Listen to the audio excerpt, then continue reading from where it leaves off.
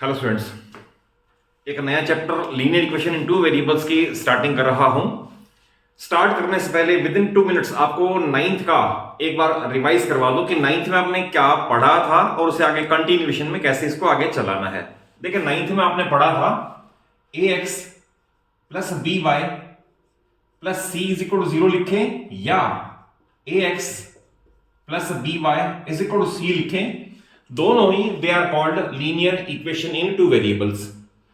इसमें इक्वेशन इसलिए क्योंकि इक्वलिटी है, लीनियर इसलिए क्योंकि पावर 1 है, और टू वेरिएबल्स एक्स और Y they are called variables, इसलिए इसे बोलते हैं linear equation in two variables.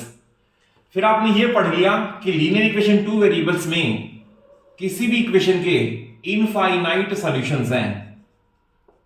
Infinite solution means अगर आप एक्स की कोई वैल्यू चूज करोगे तो कोई ना कोई कॉरस्पॉन्डिंग वैल्यू वाई की जरूर आएगी। सिमिलरली वाई की कोई वैल्यू चूज करोगे तो एक्स की वैल्यू कोई ना कोई जरूर आएगी। तो therefore infinite number of solution जो ऑर्डर्ड पेयर में हम लिख देंगे उसके सॉल्यूशन हो सकते हैं। देन आपने इसमें पढ़ा कि हर linear equation in two variables can be plotted on the graph which comes out to be a straight line. That is आप 3 पॉइंट कोई से प्लॉट करोगे, 3 या 4 पॉइंट प्लॉट करोगे और वो ग्राफ पे स्ट्रेट लाइन की फॉर्म में आते हैं। तो it was part up to 9th class only. But अब 10th में क्या है? अब 10th में आपने पढ़ना है सिस्टम ऑफ इक्वेशन। नया पार्ट आ गया सिस्टम ऑफ इक्वेशन। तो what is the meaning of system? System means दो इक्वेशन साइमल्टेनियसली।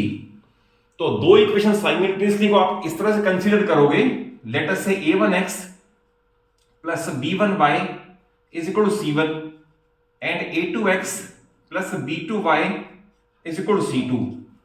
तो अगर दो इक्वेशन दे रखी हो तो it is called system of equation. अब इसमें सिस्टम ऑफ इक्वेशन को सॉल्व करने के मेथड पूरे 10th में आपके सिलेबस में है। तो system of equation can be solve graphically as well as algebraically, दोनों तरीके से है। तो इसमें आपको दोनों में बता देता हूं इसका सॉल्यूशन ग्राफिकली क्या सॉल्यूशन होगा और सेकेंडली अलजेब्रिकली। तो फर्स्ट वीडियो में आपको सिर्फ मैं इसका बता देता हूं कि किस तरह से इसके अंदर पार्ट्स इंक्लूड होंगे। देखिए, ग्राफिकली सॉल्व करने का मीनिंग है अगर हमारे पास दो इक्वेशंस हैं, इनका हम ग्राफ प्लॉट करें तो ग्राफ स्ट्रेट लाइन के फॉर्म में आएगा। बट ग्राफ कैसे कैसे आ सकते हैं वो 3 पॉसिबिलिटी हैं। पहला ये पॉसिबिलिटी है कि आप दोनों का ग्राफ ड्रॉ करें। लेट अस से आपने एक ग्राफ ऐसे ड्रॉ किया और एक ग्राफ ऐसे ड्रॉ हो गया लाइक दिस। तो ये इसे बोलता है graph intersecting lines. They are called intersecting lines. तो अगर आएंगे इंटरसेक्टिंग लाइंस तो we will say system has unique solution. Unique important word है, unique solution. Unique means there is one and only one value of x and y जो इन दोनों equation को satisfy करेगी। तो ग्राफ अभी नहीं सिखा रहा, ग्राफ कैसे ड्रॉ करना है, उसके क्वेश्चन कैसे सॉल्व करने हैं। तो इनिशियल लेवल से चल रहे हैं कि ग्राफ एक ऐसी पॉसिबिलिटी है ऐसा आ जाए। एक पॉसिबिलिटी ये है कि आप ग्राफ ड्रॉ करें दोनों का, और दोनों का ग्राफ, एक का ग्राफ लेटर से ऐसे आया और एक का ग्राफ बिल्कुल इसके पैरेलल आ गया। लेटर से ऐसे अपने पॉइंट्स प्लॉट किए, ऐसे आ गया। तो इससे ग्राफ पे बोलेंगे ये था इंटरसेक्टिंग लाइंस, ये आएगा ग्राफ पे आएंगी पैरेलल लाइंस। तो पैरेलल लाइंस मींस जब इनका कोई कॉमन पॉइंट ही नहीं है तो कोई सॉल्यूशन भी नहीं होगा। तो we will write system has no solution. System has no solution, है ही नहीं इसका, यानी कोई ऐसी वैल्यू एक्स और वाई की है ही नहीं जो दोनों इक्वेशन को सेटिस्फाई करे। देन थर्ड पॉसिबिलिटी है आप ग्राफ ड्रॉ करें। सपोज आपने एक का ग्राफ ड्रॉ किया ऐसे और दूसरे का ग्राफ भी इसी के ऊपर ही आ गया। It is called overlapping lines. दोनों ग्राफ सेम उस पे आ गए, it is called overlapping lines और कोइंसिडेंटल लाइंस। दोनों वर्ड एक ही हैं, ओवरलैपिंग और कोइंसिडेंटल लाइंस, यानी एक के ऊपर एक लाइन आ जाए तो इट इज कॉल्ड ओवरलैपिंग और कोइंसिडेंटल लाइंस। तो ऐसे वाले केस में हर वो वैल्यू जो x और y की इक्वेशन नंबर 1 को सेटिस्फाई करेगी वो 2 को भी सेटिस्फाई करेगी। यानी every point on first is same as every point on second. तो इसमें हम कंक्लूड करते हैं system has infinitely many solutions, infinitely many solutions. That is अगर कोई वैल्यू इक्वेशन नंबर 1 को सेटिस्फाई करेगी तो 2 को भी जरूर सेटिस्फाई करेगी। तो जहां तक पार्ट है ग्राफ ड्रॉ करने का और ग्राफ से सॉल्यूशन निकालने का, तो इसके अलावा और कोई केस नहीं बनता। इसमें भी 2 वर्ड और बड़े इंपॉर्टेंट यूज होते हैं।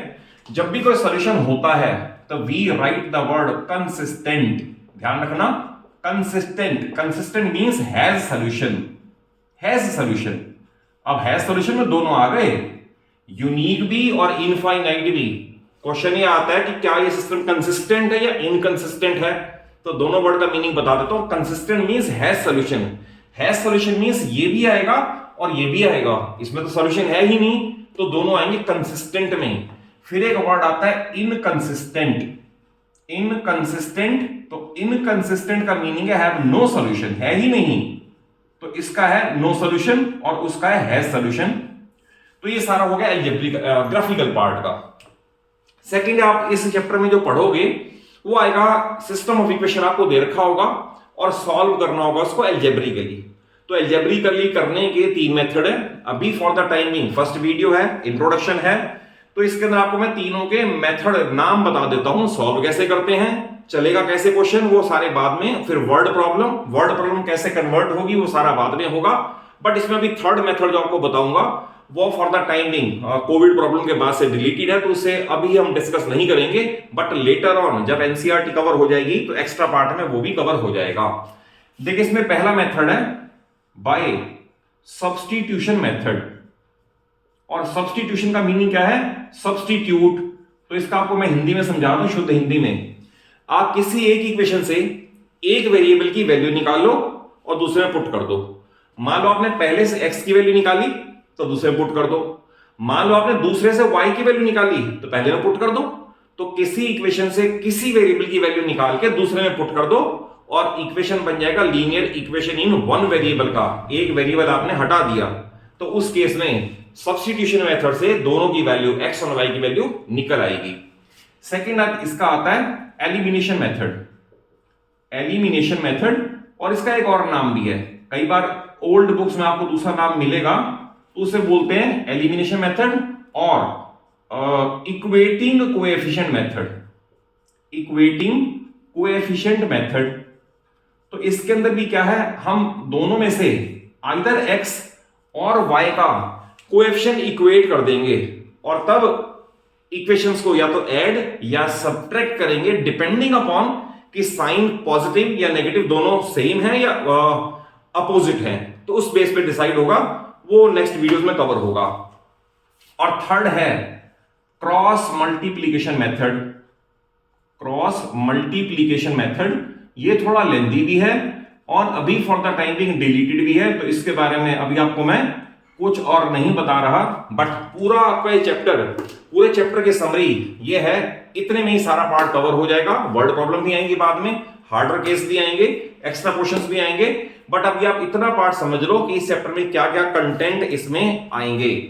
और अगर कॉन्सेप्ट वाइज अच्छे समझ आया हो तो जरूर इसे अच्छा बड़ा सा लाइक दो, अपने सभी फ्रेंड्स को शेयर कर लो और चैनल सलूजा क्लासेस को जरूर सब्सक्राइब करो, सो दैट आपको सारा सिलेबस यहां पर स्मूथली अवेलेबल हो जाए। Thank you for watching the video.